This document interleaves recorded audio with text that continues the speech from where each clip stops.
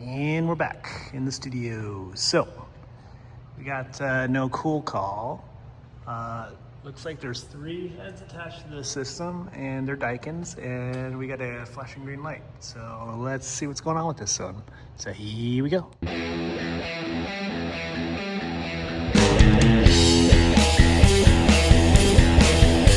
right, we're at the outdoor unit, and yes, it's way up there. Good times. So yeah, up we go. Okay, so we're at the outdoor unit. The person showed up, but anyway, we were getting a UO code off the remote. I had to use my own remote. For some reason, theirs wasn't working.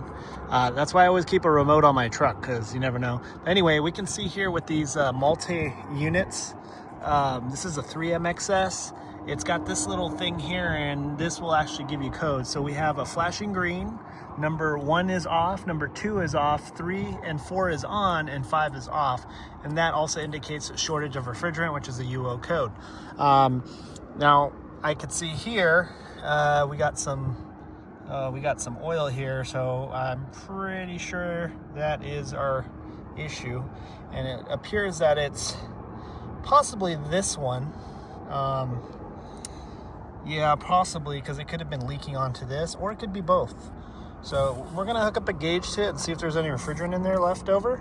And if there is, maybe we can, we're gonna have to, we're gonna have to cut these off and reflare them, because obviously the flares are leaking. Because you can see here that they've actually used adapters.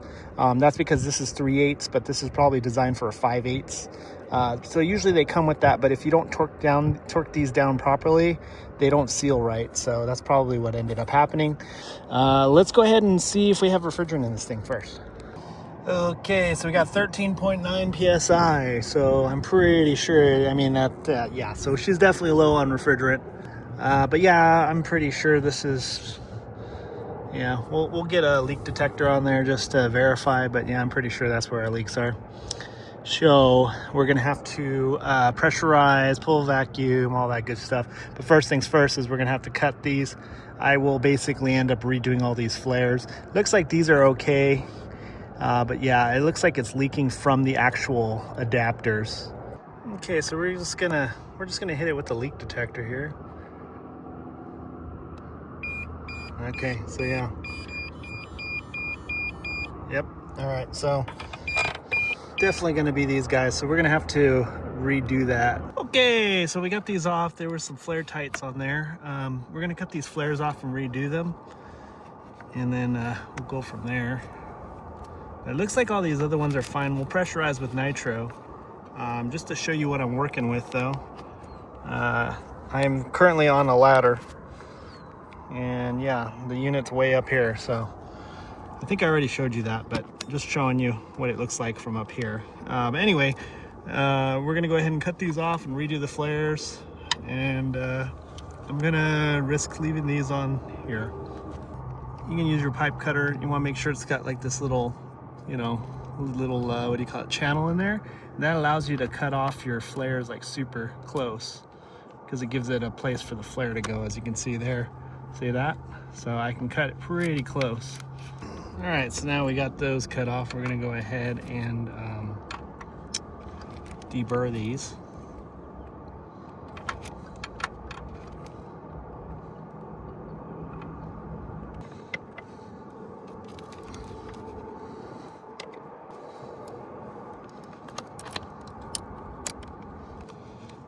So we're gonna go ahead and make our flare. Okay. Flare. Yep, sweet. I gotta make another one. All right, so we got our flares redone. Now I want to make sure that these are on correctly, so we're gonna take these off. I have a suspicion that it's got those weird gasket things on here. Ooh, that's nice and tight. So yeah, the other ones weren't. So I think they just forgot to torque down the actual flares. Oh, just so you know, these are the little flare things I'm talking about. All right, well.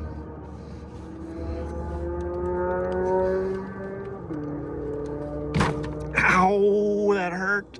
smacked my elbow into my ladder. Okay, that's one.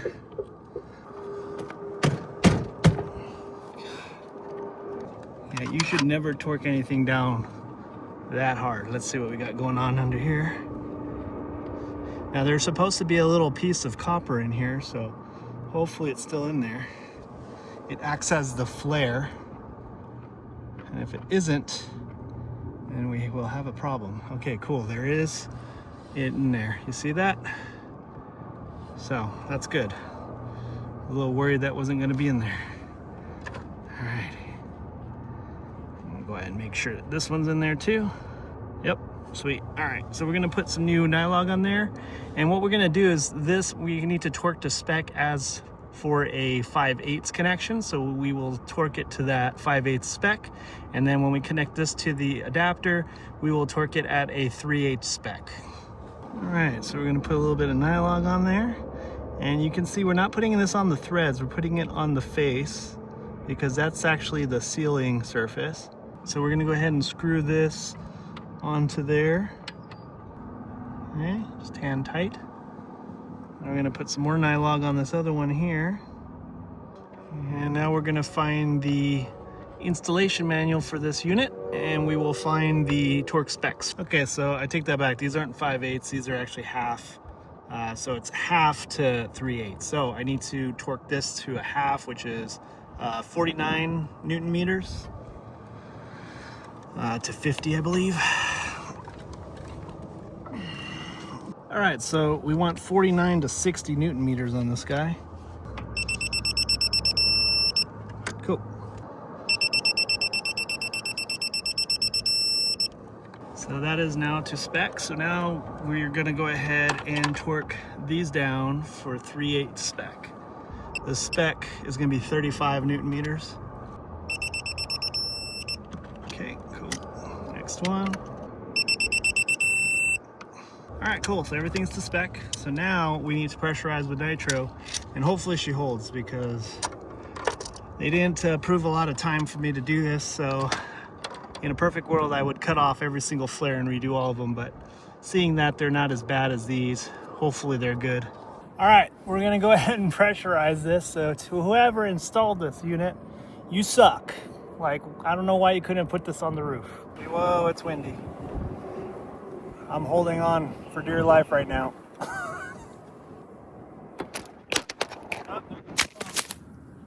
Okay, well, I didn't fall off the ladder, but the phone did. So, yeah, it's super windy right now. We got her under pressure. Hopefully she holds. She's still stabilizing right now. But yeah, if she holds, we'll go ahead and start our vacuum. That's not going to be sketchy at all. Okay, we're going to start our timer. We're at 389.1 and 374.4.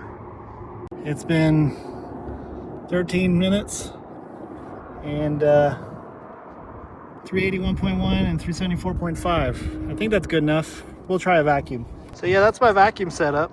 I have it hanging off of a bungee cord off of this thing. Oh, it's getting windy. Woo! Trying not to get knocked off this ladder. But yeah, that's how I'm gonna do it.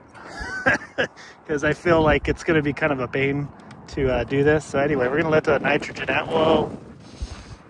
You don't even know how windy it is right now. How you guys like my vacuum setup? Yeah. So hopefully she pulls a good deep vacuum and we'll be out of here on time. Because I have 30 minutes to get this done. Oh, we're at 5,000.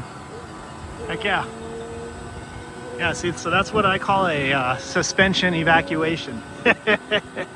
Alrighty, so we are at 480-ish. So we're gonna call it there. We got our refrigerant up there. Hopefully it doesn't fall on top of me. We're gonna charge this bad boy up. Okay, we sketchily got the refrigerant in the system.